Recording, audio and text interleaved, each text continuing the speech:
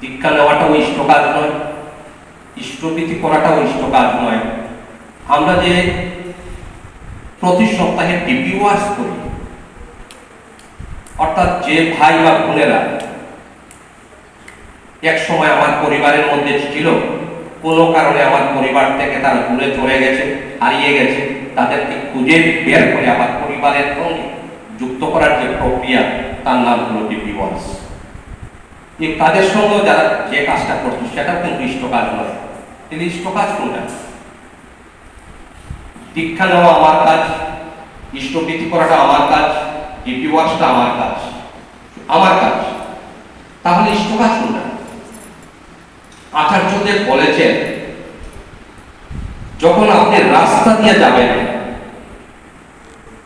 তখন যখন একটা লোক বলবে যে না শ্রী শ্রী ঠাকুর অনুকূল চন্দ্রের একজন ভক্ত যাচ্ছে, সেটাই হলো ইষ্ট কাজ।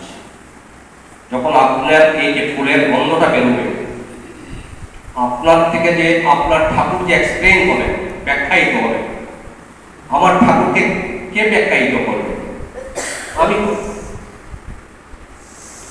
আমি বাজারে সবজি কিনতে যখন যাই, তখন যদি সবজিওয়ালার সঙ্গে হাসি মুখে সুন্দর করে দুটো কথা বলে তার থেকে আমি সবজি ক্রয় করি, সবজিওয়ালা পরের দিন আমার জন্য অপেক্ষা করবে। ওই লোকটা গতকাল আমার নিকট থেকে সবজি কিনে নিয়েছিল, ওই লোকটা থেকে আজকে আসেনি, সেটা হলো ইষ্ট কাজ। আমি যখন একটা অটো রিক্সায় করে ফটিকা থেকে কুমারঘাট যাব, যাওয়ার পথে ওই অটো রিক্সাওয়ালার সঙ্গে যখন আমি দু চারটে কথা বলবো, যে কথাগুলা আমার ঠাকুরকে কেন্দ্র করে বা আমার ইষ্টকে কেন্দ্র করে, ওটা সেটা হলো ইষ্ট কাজ।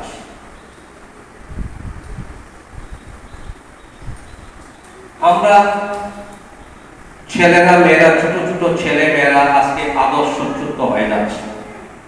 ডিপি ওয়াশ কেন প্রয়োজনীয়? স্কুলে গেলে মাস্টারমশাই বলবেন ধূমপান করা স্বাস্থ্যের পক্ষে ক্ষতিকর। আমাকে আমার মাস্টারমশাই ক্লাসে শেখালেন ধূমপান, নেশা স্বাস্থ্যের পক্ষে ক্ষতিকর। বিকেলবেলা 4:20 যখন স্কুল ছুটি হলো, তখন দেখলাম মাস্টারমশাই স্কুল থেকে বেরিয়ে সিগারেটের প্যাকেটটা বের করে সিগারেট ধরিয়ে সুপটান দিতে দিতে বাড়িতে যাচ্ছে।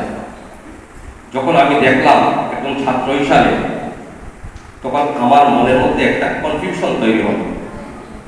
মাস্টারমশাই 2 ঘন্টা আগে ক্লাসে যা বললেন সেটা ঠিক, না এখন মাস্টারমশাই যা করছেন সেটা ঠিক?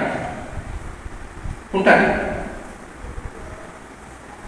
এই কনফিউশন যখন তার মধ্যে দ্বন্দ্বের সৃষ্টি হয়, জটিলতার সৃষ্টি হয়, তার উত্তরটা কে দেবে? বাড়িতে যখন কোনো পাওনাদার আসে, বাবা মাকে বলে দাও আমি বাড়িতে নেই। যখন আমি দেখলাম, ছোট বাচ্চাটা দেখলো, মেয়েটা দেখলো যে বাবা ঘরে আছেন, মাকে বলছেন পাওনাদারকে গিয়ে বলো আমি বাড়িতে নেই, বাচ্চাটা কি শিখলো? একটা মিথ্যা কথা শিখলো।